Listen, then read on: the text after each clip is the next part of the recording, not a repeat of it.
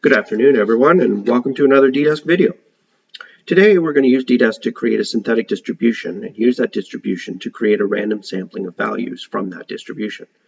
Typically, this might be used by people who are performing a Monte Carlo type experiment where a parameter is not known precisely, but rather can be represented by a standard distribution. Our goal is to create 10,000 random samples, but for those random samples to be based on the distribution chosen by that user. So let's get started. You can see from the screen that I have already created a number of output channels. I won't go into detail how these were created. You're just referred to the other videos in the series that go through how these channels are created, as well as using the tabs at the top, including the dashboard and the modules tab. On the modules tab, you'll see that I've already dragged across a create distribution frequency, and I've connected it to a distribution output channel. We'll run the modules and have a look and see what we've created. So we've created a normal distribution. Now, it doesn't have to be normal. So in this case, we can go back to the module settings. We can choose a different type of distribution, click OK, run the modules, and then revisit the dashboard. And we can see that this time we've created a log normal. But our goal here was to create a random sampling of values with that distribution. So what we're going to do is we're going to drag across a synthetic data module. We're going to use a disk datum because that's our output from this module, and we're going to create a single series, but you could create a time series if you chose to. We have the choice of using a Monte Carlo type of sampling or a hypercube. In our case, we're going to use hypercube, and we're going to generate 10,000 data points. We're going to need a channel to put the values in. So we'll drag that across, and then we'll simply connect up the modules. Run the module and check the output. So there's our log normal distribution, and our output is a random sampling of numbers. You can see that they're distributed closer to the bottom, which is typical of a log normal, and they're seemingly random.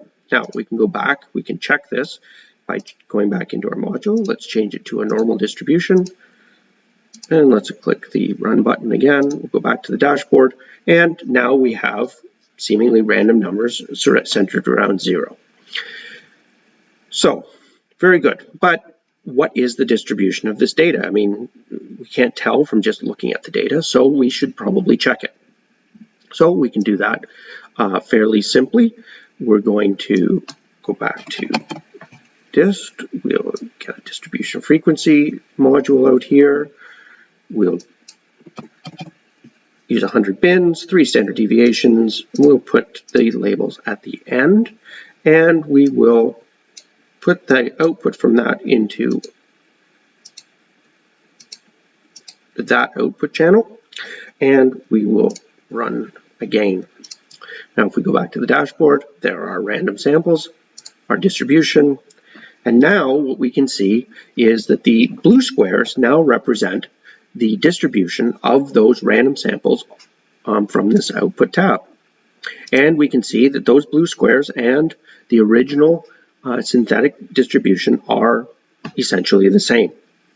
The CDFs are the same, the PDFs are the same. We can go back in here, we can change this to a log normal just to see that it changes. We can run all the modules again, and we can see that now the distribution of the variables, that these random variables that we've chosen, are now in a log normal type of distribution. So is this approach only applicable if we have created a synthetic distribution? The answer is no. So now we have a distribution at this point. So we can simply repeat the experiment. We can use a disk datum, we can use a single series, we can use hypercube, we're going to create another 10,000 values here, and in the interests of saving some time, we are going to also do this. So we'll check the distribution. We're going to use 3 standard deviations again, same settings, and we will connect these up like so and like so.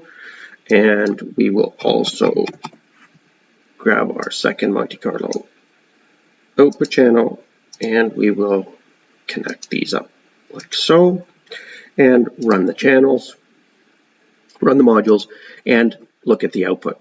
And here again, you can see that even from a random set of data, so we took this set of yellow data, we generated a distribution, calculated the distribution from those yellow data, then we created a new sampling from that distribution, and we sampled from it again. And you can see that here again, the green diamonds, which represent the second set of output data, are in the same, have the same distribution as the original set of synthetic data, as well as the first set of data. Okay, so what does that mean? Well, what it means is that now if we look at the data specifically, we have now 10,000 random numbers, which you can then use in your Monte Carlo. You can do something with these numbers. You can multiply them by a factor. You can do whatever you need to get them into the form that you need them in for your particular parameter value. And you can see that that's Monte Carlo 1, this is Monte Carlo 2, and you can see that they're not the same and they're not even correlated. Now, you'll notice that in this case, we chose to use Hypercube as our sampling method. You can also use Monte Carlo. If we use that and we run that, then what we see is because Monte Carlo does not specifically look at individual bins within its sampling regime, you see that there's a little bit more noise around the sampling that you get. It's entirely a personal preference whether you want this noise or not, but you do have the option of generating data with some noise, or you can generate the more precise methodology or sampling methodology using the Hypercube, and it's entirely a user preference. Well, that's it for now. I hope you've enjoyed this very short video on distributions and Monte Carlo sampling, and we'll see you next time.